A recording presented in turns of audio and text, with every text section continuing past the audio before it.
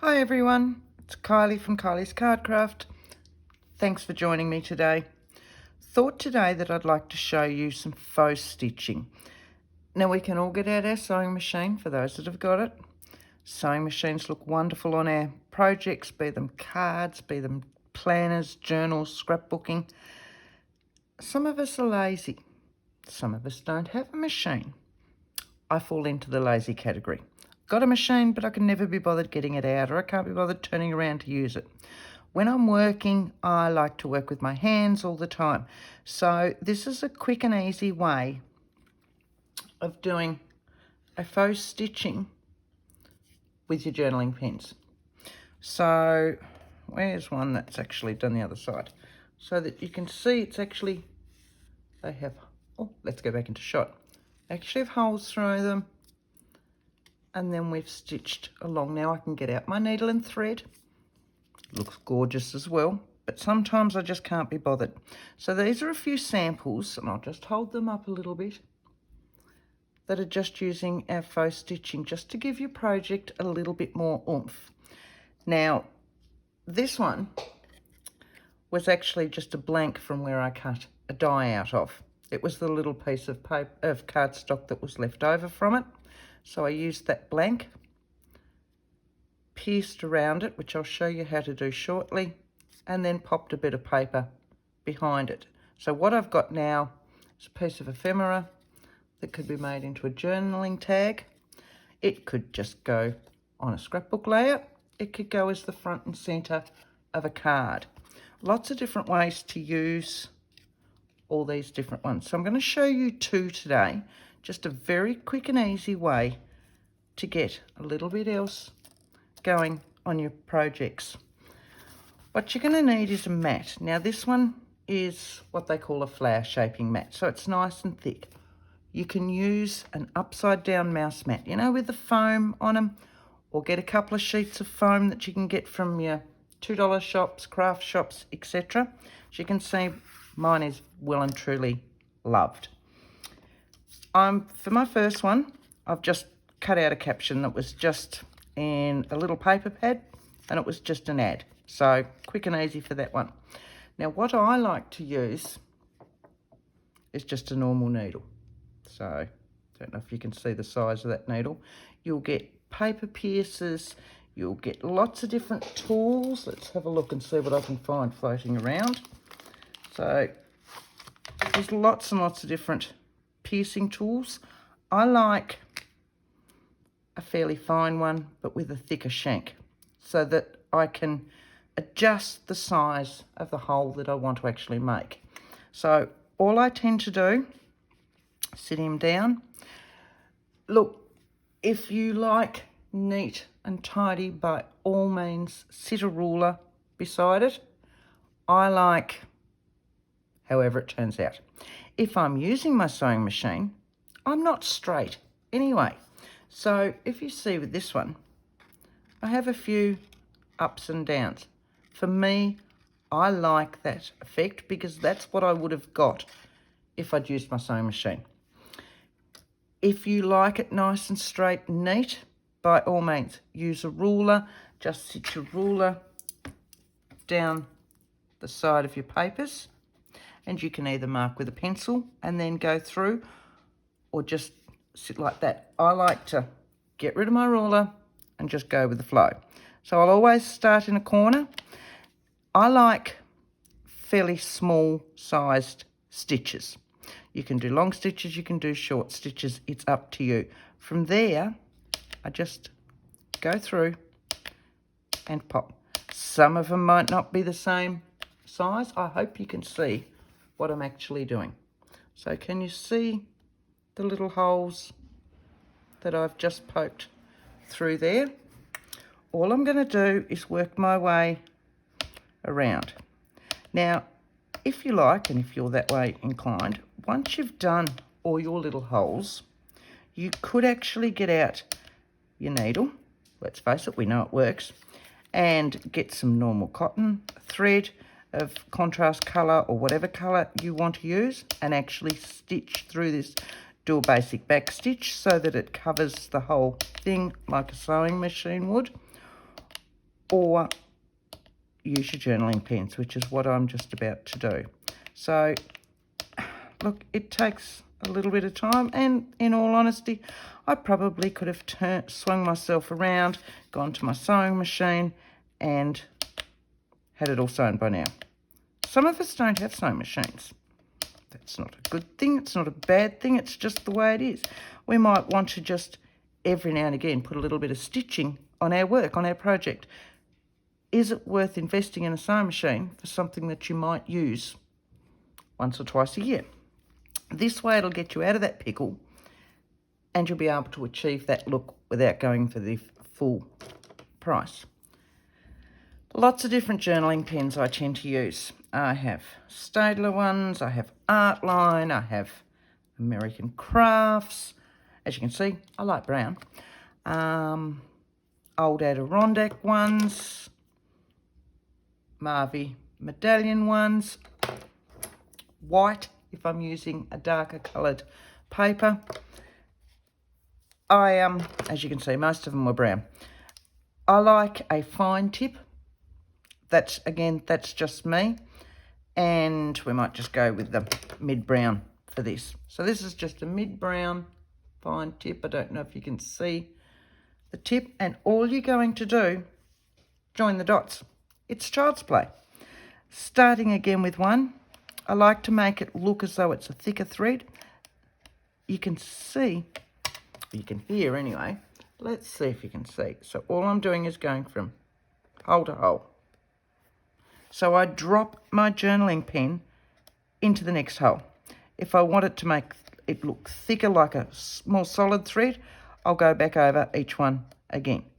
So where you put your holes will be actually where your stitching line goes. So you can see how wonky mine ends up going. Okay? As I said, I like that look. You might not like that look. Do it with a ruler, do it with your pencil, anything you like to make it appeal to you. Doesn't mean that there's a right or a wrong. It's just everybody likes different things. If we didn't all like different things, the world would be a very boring place, wouldn't it? So we're just going to keep going around with this. Now this one's just, as I said, a quick and easy one. As I said, I'm lazy, I've got a sewing machine, I can't be bothered turning around and using it, because once I've started a project, I like to just keep going. I want to be able to not move from my table. I like to sit down, keep going with it. Whether something's taking me a little bit longer, it means that my hands are still busy and I'm working on my project while my mind is still going with the next bit. That's all it is. So now what you have, if I put you back in shot, is a stitched little ephemera piece. Don't know if that's, yeah, can see that? Beautiful. Now that's just a very, very basic one. As I said before, nice and basic. There's lots and lots. So like this sort of one, great in your journals. It could, instead of saying memories, could say happy birthday. You could pop it on the front of a card. It's giving you that little bit of extra oomph. So let's make something just a little bit more oomphy. Is that a word? Oomphy. Move my needle before I find that it's in my fingers. So what I want to do here, we'll get rid of this one to start with, is it's just a piece from a small paper pad. So it's an all-over design. For me, it's a little bit busy. As you can see, I chopped out a little piece here and made a very quick one the other day on backing so that I could make it into a journal tag. The rest of this is extremely busy for me, so what I would normally do is find an area that I like. Again, with this one, instead of using my guillotine or anything else because I'd lose something I might want to use later on, I just like this little bit here. A little bit with the flowers, a little bit with the birds. So I've got the blues and the whites and the pinks and the greens in with this one. So I like to use a ruler and I like to use a craft knife. So I'm just going to pop down a self-healing mat. The mat that I was working on originally, my black mat, is a glass mat, not to be used with your knives. Okay, you'll blunt your knife no end. Oh, if you look at that knife really well, it's missing the tip as it is. So for this one, use your grids. Whether you're working on your black mat for things, you're working on your self-healing mat, we're just going to use our grids. So I'll sit it here and there. So I've lined up two areas fairly closely, okay? And as I said before, I like, if we look at something, I like this area sitting in here. So can you see this bit? I quite like that for a small little ephemera piece. So what I'm going to do is I'm going to trim along here. About down to there. I don't want it too long. And I'm going to take it up to about there. I can always trim more off it. If you like, you can just use scissors. I find that if I use scissors, it'll be the wonkiest looking cut you've ever seen in your life. So for me, I find that the blade will give me so much more oomph. So this is what I'm looking at, this little piece just here. So I'll take that back down to there. It's not an actual measurement. If you want a measurement, I'll give you one in a second. We'll just finish cutting that out. So there you go, I've cut him out. So before it had the heart and it had this, but you can't actually make out what they were now. It's around about a square. So almost 5, by about 5. So it's a little bit over a square now. Square's good. I'm not overly keen on squares. I'm going to trim a little bit more off him, and I'm just going to take just a little bit more. And I know I'm cutting down with my bird, but for me, I like rectangles a little bit more than squares. So we'll just take that little bit off there. So what I've got now is that. I'm going to move my self-healing mat because I don't need that anymore. And for me, again, I like to ink up around my edges. I'm using my brushed corduroy again and my blending tool.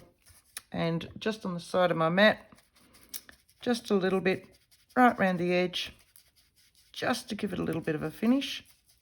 Put my lid back on my ink. So now I've got this.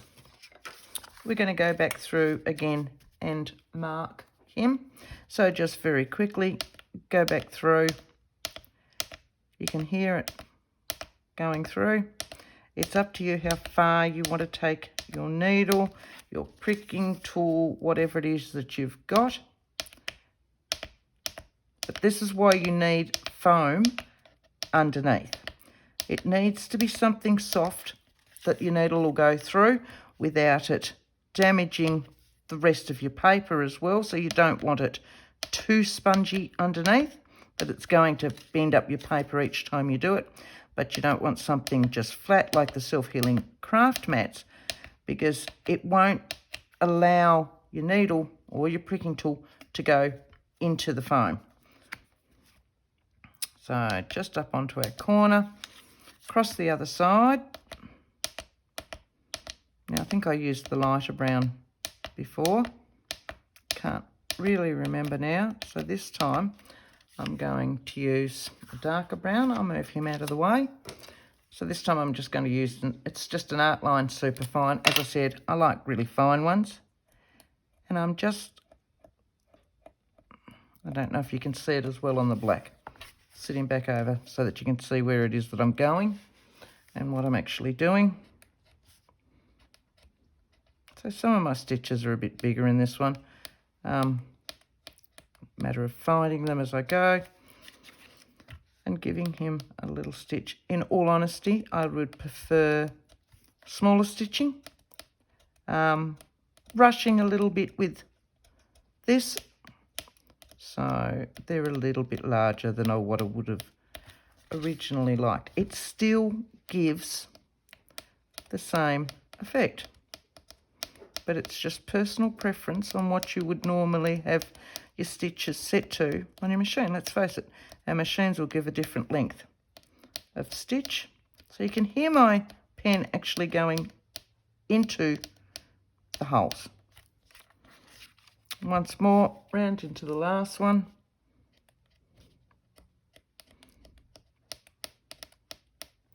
Now we're just going to tizzy this little one up a bit to make a different sort of ephemera square again, which can go on journaling, books, planners, etc. It could go on a scrapbook layout. It could go as a card front. So let's face it, we've got that. It's a pretty little paper pattern. What we might do though to tizzy him all up is I'm just going to get some flowers. Let's go with just a small one. Probably should have got the flowers out first. Sorry about the noise. There we go. I'll just chuck that back over there. So I've got a little flower. Here's a nice little white flower. A little bit of lace. And we're going to be looking at round about 1, 2, and 3 of those. All sorts of laces different, so just doesn't need to be spot on. So I like my flower. Now I might sit him up there because I can still see these guys. I might sit this one down here that my flower's now sitting on. And I know I had birds on there and lots of things. But really, what I was after were the colours. That's why I said before I didn't worry about it having a heart up here, a little bit of a cameo down here. What I was after was the little bits of colours. I like my flower, but my flower's just a little bit plain. It's a bit white, it's a bit stark. So let's change our colours on him. And instead of using my big blending tools for this one, because it's just a nice little fine delicate flower, I'm just going to use the little sponge delvers. They just fit on your finger if your fingers will fit in them. In my hands are bad, they don't. Otherwise you can hang on to them like so. Again with my distress inks, going to use a sponge sugar, which will pick up the pale colours in here, and I'm going to use a fired brick of all colours because that picks up this deeper colour.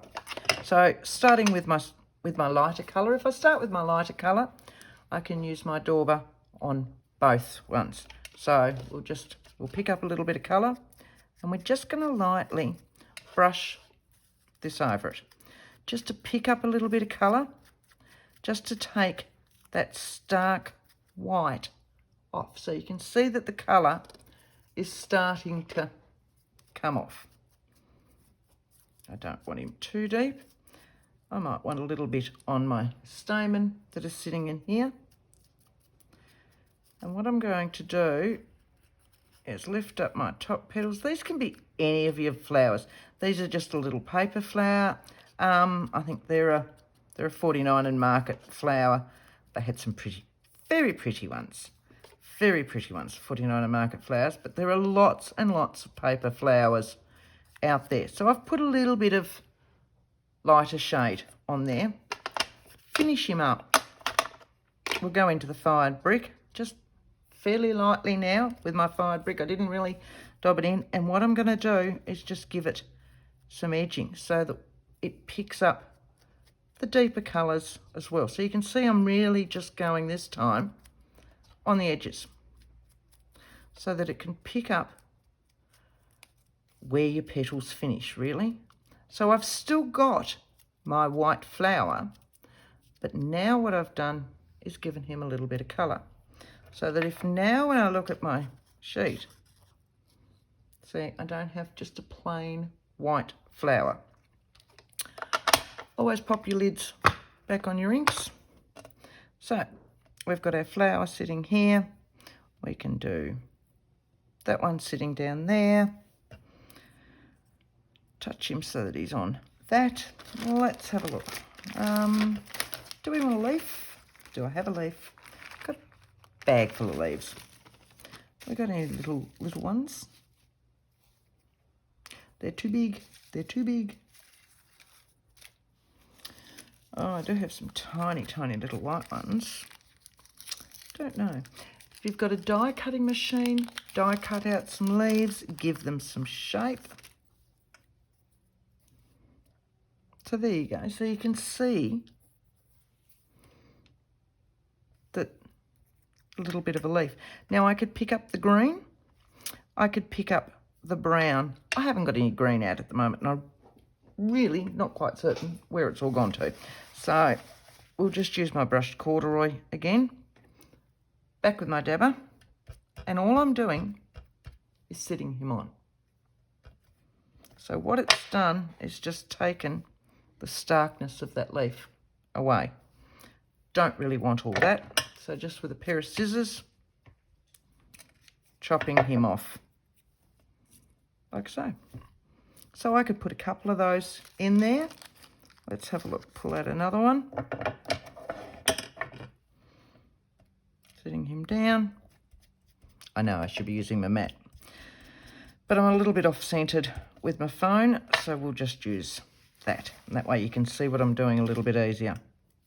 Now, if I want to highlight him a bit more, I'll just go round my edge. Just gives him that little bit of an edge, as we said before, like so. So that when you see it now with one of the other ones, you will actually see the colour difference. So can we see the difference in the colour now? And that's just from a little bit of ink sitting on there. So we'll chop the colour off this one. Now if we want, we can have him sitting up a little bit like that, all ready to glue down. What you've created is just from a little bit of scraps, the odd bit that you've got here, the odd bit that you've got there, and you've created yourself a centrepiece for either, as I said before, a card, something in your scrapbook layouts, for all your planners. You know, rainy days when you're not really thinking of, oh, I could set the world on fire, I'm going to do this, I'm going to do that, but you want to craft, not quite certain what project to jump into. They're the days where you can sit there and make these ready for future projects. And you can just let your mind go wild and just keep going with all sorts of things. So bear with me, I'll just grab my glue. Might be wise to see if my glue, as you can tell, the glue sometimes gets stuck. Quick pin, like so. Scrap bit of paper. That'll be scrap now. Turn him over. Just to double check your glue's going to come out. Yep, beautiful. So what I want first is to attach my lace. Now, I've got my old gluing sheet here, just so I try not to get too much glue all over that. So a little bit of glue down there. So it's just on that fine tip up there. Turning him over. Setting him down. Now I know I had him towards the bottom of my little piece of ephemera. Again, back with my ratty cloth, just to give him a good push so I don't end up with too much of it all over my fingers, which then transfers onto the rest of my project. Little bit of glue behind my flower. Now my flower's quite shaped and textured, so I want a fair bit of glue to sit in there, which will then hold it to my ephemera. Going down, I know I've covered my birds, but it was all of that I actually wanted to show, because that's what drew me to this piece of the paper. For you, it might be the birds, in which case you could put a bird or something like that on it on the other side. It's what it is that you like, that you want to pop on there. So a little bit of glue just down my centre stem of that one. Trying not to get too much glue all over. Tucked in under my flower. Holding him down for a little second just so he takes. And then my other one Little bit of glue, as I said. I'm not going too far up with this one because remember I said that I wanted him to stick out from the top. So just a little bit up here. And then what I've ended up with is a very quick little ephemera pocket page, ready to go for anything. Created by me with the colours that I like so that it matches in with my projects. It'll make you go back and look at all your scraps. We've all got scraps. We've all got little bits and pieces, bits of patterned paper left over, whether you're a scrapbooker or a card maker. We'll have little paper pads. As I said, that's what this one was. You'll have bits of, from your 12 by 12 papers that you can cut off and use from. If you're a journaler, you have your digi-prints, you have all these beautiful little bits that are leftovers. Start using your leftovers. Think of different ways to use your leftovers and try some stitching. It just gives everything a little bit more oomph. Thanks for that, and I'll see you next time. Bye.